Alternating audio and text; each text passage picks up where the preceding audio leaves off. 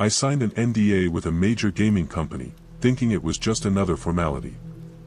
Little did I know, I was about to uncover one of the darkest secrets a billion-dollar corporation could bury. The consequences of speaking out could be far worse than any legal threat. I never intended to share this story. It was supposed to stay buried, a skeleton in the closet that I'd take to my grave.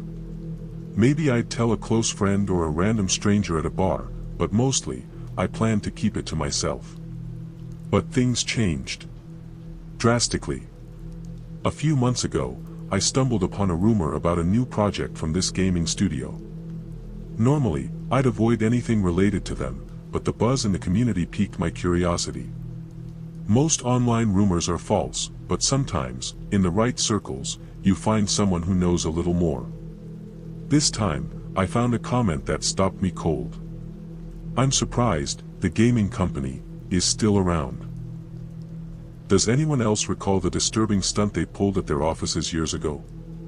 They never addressed it and continued on like nothing happened after seriously traumatizing people. Seriously. Stop buying their games. My heart raced as I read it. I couldn't believe what I was seeing. I kept rereading the comment, hoping it wasn't true. But deep down, I knew it was. I tried to reach out to the commenter, but they blocked me. I spent weeks searching for more information, but nothing turned up. Then, I got a call that sent me spiraling. It brought back memories so vivid they felt branded into my mind. I couldn't sleep, haunted by nightmares. I knew I had to share my story, even if it meant facing the consequences. The story goes back about a decade. I was lurking on a forum dedicated to an upcoming game from the same studio. I rarely posted, but this time, I asked if anyone knew someone with inside info. Hours passed, and my question got lost in the noise. But the next day, one of the regulars replied with a simple yes and a link. I clicked on it and found a flyer for a meet and greet with the dev team. I was excited. This was my chance to get inside information and impress the forum regulars. The event was close by and cheap, so I decided to go. When I arrived, I was disappointed. No fanfare, no excitement. Just a mundane office building and a slow-moving line. The people leaving looked genuinely sad, some even crying. It was eerie. I finally made it to the front, where a guy in oversized sunglasses nodded at me and pointed to a desk. Behind the desk was a balding clerk buried in paperwork. He handed me a stack of forms to sign. I could tell something was off, but I'd come this far. I signed the forms and handed them back.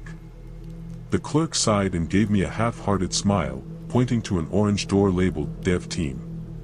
I walked over and touched the doorknob. It was freezing.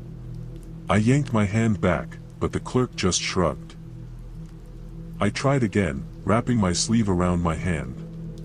The door creaked open, and I stepped inside. The room was dark, with only the glow of computer monitors for light. The door shut behind me, and the silence was broken only by a low hum and a burning smell. I called out, but there was no response. I tried the door, but it was locked.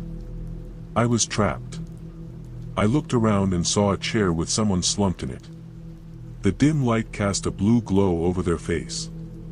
Their mouth was wide open, with a red and blue light spinning inside. Their eyes were gone, just empty sockets with light spinning in them. I nearly threw up. I realized the person was still breathing. The lights in their eyes and mouth were spinning faster with each breath. I looked at the computer screen and saw lines of code appearing and vanishing in real time. I moved to the next workstation and saw another body, same position, same lights, same code. I started recording with my phone, hoping to capture evidence. But then, the silence broke.